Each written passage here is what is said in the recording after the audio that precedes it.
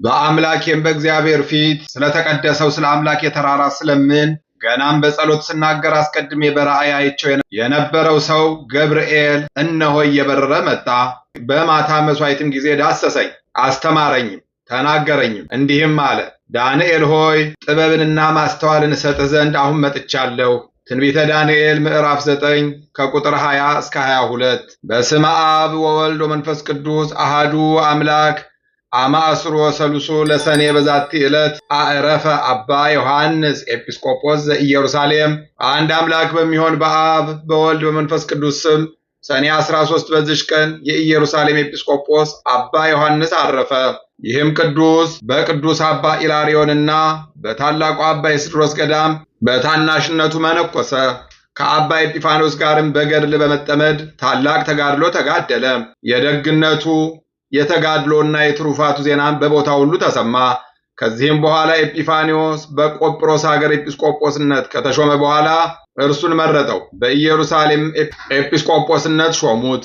ይህም አባት በሹመት በነበረ ጊዜ ሰይጣን በገንዘብ ፍቅርና በዚህ ዓለም ክብር አሳተው።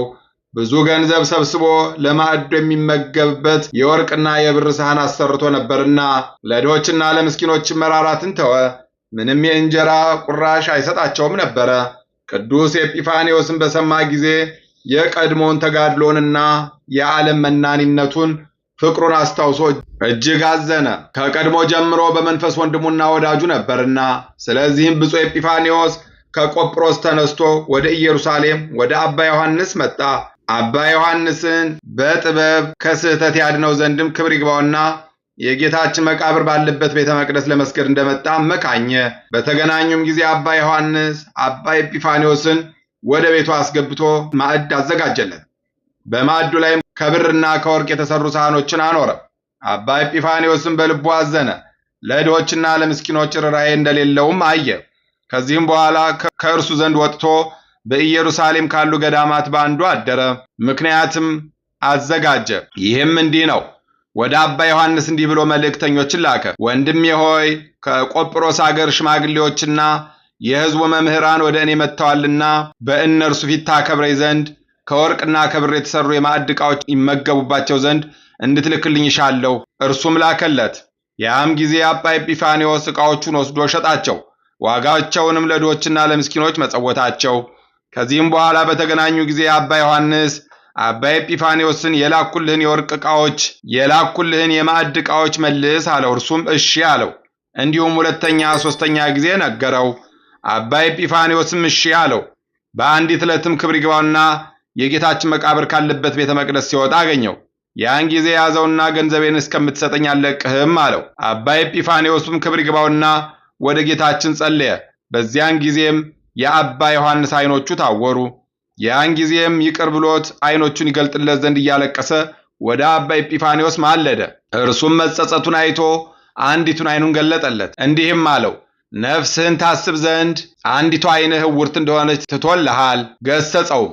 እነሆ ጌታችን ኢየሱስ ክርስቶስ የቀድሞ ድካምህን ብርታትህንና ተጋድሎህን አስቦ ራራልህ፣ ከስህተትም አዳነህ አለው። የማዕድ ዕቃዎቹንም እኔ እንደሸጥኳቸውና ስለ አንተ ለድሆችና ለምስኪኖች እንደመጸወትኳቸው እወቅ። አንተ በገንዘብ ፍቅር መጠመድህንና የቀድሞውን መልካም ሥራህን መተውህም ብሰማ ነው እንጂ ከቆጵሮስ ወደ ኢየሩሳሌም አልመጣም ነበረ። ከዚያችም ሰዓት ጀምሮ ቅዱስ ዮሐንስ ከእንቅልፍ እንደነቃ ሆነ። በርኅራኄም መንገድ ሄደ። ያለውንም ጥሪቱን ሁሉ ሰጠ፣ ምንም ምን አላስቀረም። ልብሶቹንም ለተራቆቱ ሰጠ። በሞተ ጊዜም አንድ አላድ ከዚያም በታች ከእርሱ ዘንድ እስካልተገኘ ድረስ ሰጠ። ጌታችንም የመፈወስን ሀብትን ሰጠው። ብዙዎችን ድንቆች ተአምራቶችንም አደረገ። ከተቀደሰ ዘይትም እየተቀባ ፊታቸውንም አዳኝ በሆነ በመስቀል ምልክት እያማተበ ደዌ ያለባቸውን ሁሉ አዳናቸው። መልካም ተጋድሎውንም ፈጽሞ ክብር ይግባውና ጌታችንን አገልግሎ በሰላም አረፈ። ለእግዚአብሔር ምስጋና ይሁን፣ እኛንም በጸሎቱ ይማረን፣ በረከቱም ከኛ ጋር ትኖር ለዘላለሙ አሜን። በዚህች ዕለት ለከበረ መልአክ አዲስ የምስራች ነጋሪ ለሆነ የመላእክት አለቃ ቅዱስ ገብርኤል በዓልን ያደርጉለት ዘንድ መምህራን በግብፅ አገር ለክርስቲያን ወገኖች ሥርዓት ሰሩላቸው። ይህም የከበረ መልአክ በእስራኤል ልጆች ከሰይጣን እጅ ስለመዳናቸውና ከምርኮም ስለመመለሳቸው ነቢዩ ዳንኤል ወደ እግዚአብሔር በሚጸልይና በሚማልድ ጊዜ አስቀድሞ የተገለጠለት ስለ ድህነታቸውና ስለ ቤተ መቅደስ መታነጽም የነገረው ነውና። ዳግመኛም ክብር ይግባውና ስለ ኢየሱስ ክርስቶስ መምጣትና መገደል፣ ስለ ቤተ መቅደስም መፍረስ፣ ከዚያም በኋላ ስለ ሐሳዊ መሲህ መምጣት ነገረው። ለመድህን መምጣትም በሱባኤ የወሰናቸው ዘመናት በተፈጸሙ ጊዜ ይህ የከበረ መልአክ የመላእክት አለቃ ገብርኤል ከእግዚአብሔር ዘንድ ተልኮ ወደ ቅድስት ድንግልም ወደ እመቤታችን ማርያም መጣ። ዓለምን ስለማዳን የእግዚአብሔር ልጅ ከእርሷ ሰው ስለመሆኑ ነገራት። ስለዚህም የበዓላቶቹን መታሰቢያ እንድናደርግ የቤተ ክርስቲያን መምህራን አባቶቻችን አዘዙን። እኛም ከጠላታችን ሰይጣን እጅ ያድነን ዘንድ ለመንግስቱም የተዘጋጀን ያደርገን ዘንድ ክብር ይግባውና በጌታችን በኢየሱስ ክርስቶስ ፊት ስለ እኛ እንዲማልድ እንለምነው። ልዕልና ችሎታም ገንዘቡ ለሆነ ለእግዚአብሔር ምስጋና ይሁን። የዚህም የከበረ መልአክ ረድኤቱ ከእኛ ጋር ይኑር ለዘላለሙ አሜን። በዚች ቀን የሄኖስ ልጅ የቃይናን የዕረፍቱ መታሰቢያ ነው። ቃይናንም 170 ዓመት ኖረ፣ መላልኤልንም ወለደው። መላልኤልንም ከወለደ በኋላ 740 ዓመት ኖረ። ሴቶች ልጆችና ወንዶች ልጆችንም ወለደ። የቃይናን መላ ዘመኑ ሁሉ 910 ነው። ከዚህም በኋላ አረፈ። በረከቱ ከእኛ ጋር ትኑር ለዘላለሙ አሜን። በዚች ቀን የሰማዕቱ አቡላግና የ200 ሰማዕታት መታሰቢያቸው ነው። ስለ እውነትም የተሰደደ የአባታችን የማትያንም መታሰቢያው ነው። እግዚአብሔር በጸሎታቸው ይማረን ለዘላለሙ አሜን።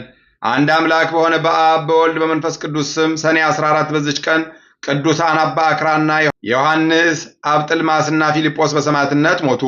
ምስጋና ይሁን ለአብ ለወልድ ለመንፈስ ቅዱስ አንድ አምላክ በሚሆን ዛሬም ዘወትርም ለዘላለሙ አሜን።